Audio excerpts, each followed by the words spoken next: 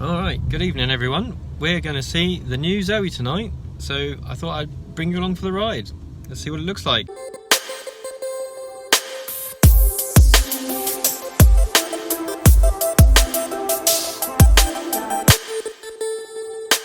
So Renault have been touring the UK with the new Zoe, and I had an invite a couple of weeks ago to come along to my local dealer, which actually isn't where we bought this Zoe, because they couldn't work out how to sell us one. So it'd be really interesting to see what tonight's like, both the event itself and also to get up close to the car. There's a few comments on the forums already about things that people like and don't like, so we just thought we'd take a look, and obviously we may well get one if it seems like a decent idea, or if there's some significant improvements. Quite looking forward to seeing the new interior, for example. There's plenty of things we don't like about the infotainment system on this one, so yeah, it'd be good to get up close and personal with it. Certainly much more up close and personal, in fact, than the car we're in right now, because we couldn't even see the car before we purchased this one. We had to purchase it off the back of driving a 22 kilowatt Zoe, when there's a little bit of difference, not really cosmetically, but certainly in the performance and the drive of the car. So yeah, it'd be really good to get up close. So yeah, let's check it out.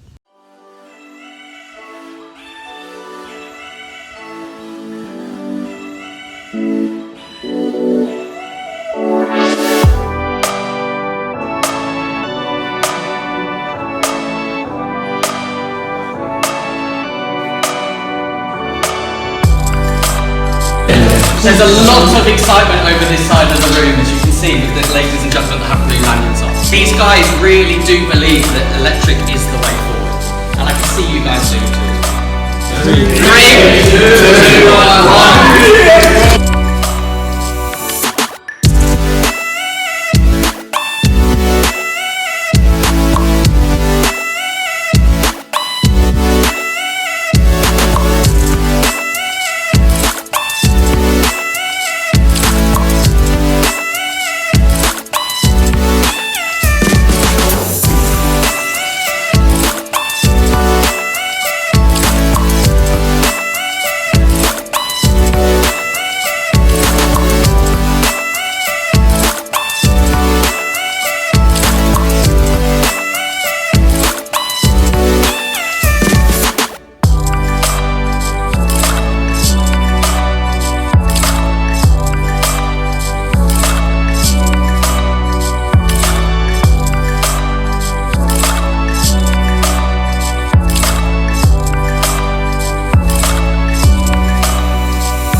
Here we are, we're in the Zoe, and we're just having a little look round. The interior is so much better.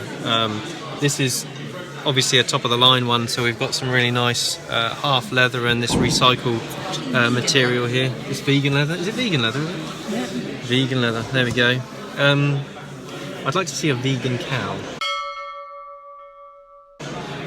So the idea here is, they've just completely done away with the old interior. It's amazing. This center console here, you've got the heated seat buttons right up on with the rest of the buttons, with the hazard warning lights, the eco button. The eco mode button's actually in a different place as well, not down by the gear stick.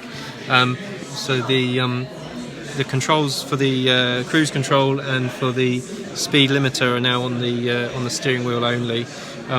All of the gear for the climate and everything on these really nice dials.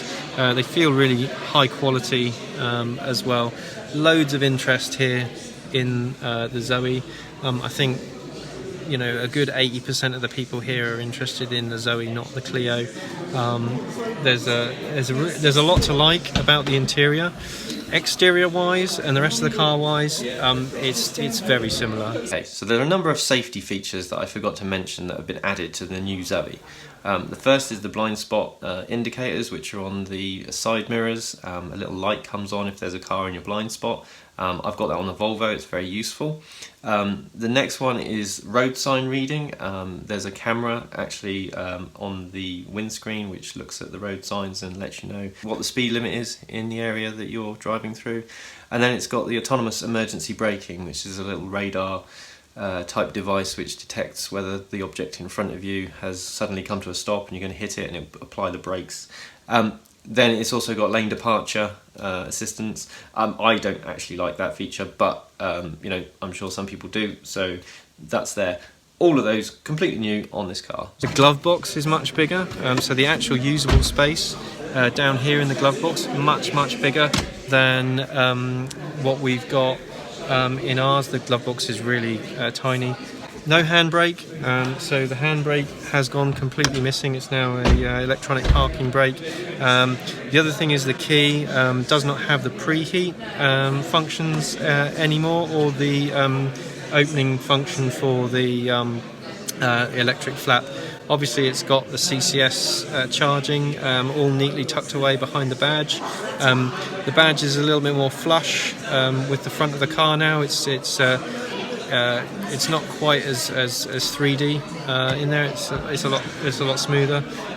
But yeah, certainly I think the big thing about this car, as well as the 50 kilowatt battery and the 135 horsepower motor, is going to be this interior. And actually, as a place to sit, it's a very nice place to sit. So you know, credit where it's due. They've done a great job here. But in the main, this is all about the interior and an upgrade to the drivetrain and the traction battery. So all in all, I think it's a well worth upgrade. Everything here feels much better. It feels a lot less like an afterthought. Certainly the heated seat buttons on the Zoe that we've got feel like a proper afterthought. They've just shoved them in somewhere wherever they could fit some buttons. There's also a heated steering wheel option by the looks of it here, which wasn't an option when we had the car. So perhaps if you've got like a winter pack option on this, you can get a heated steering wheel, heated seats, all into the bargain, which is a nice touch.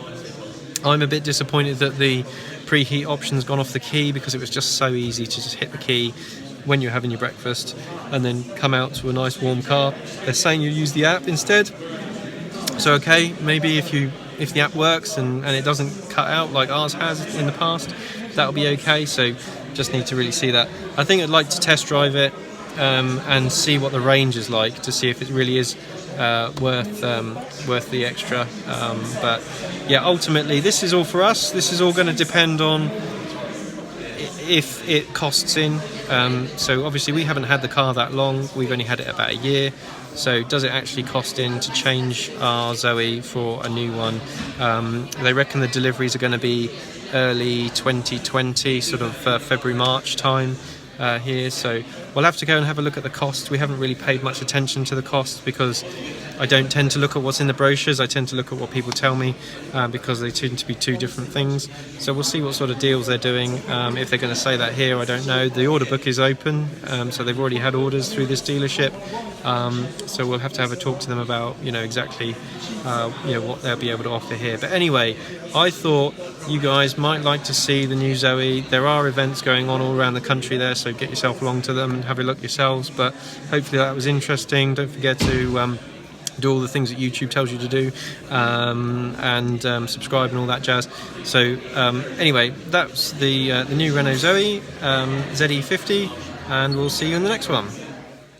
So I just wanted to end the video with a shout out to Matt, who is touring the country with the new Zoe and the new Clio. He's doing an absolutely fantastic job with his team, evangelising the new car, but he's put a really great event together. It's certainly one of the best car launch events that I've been to.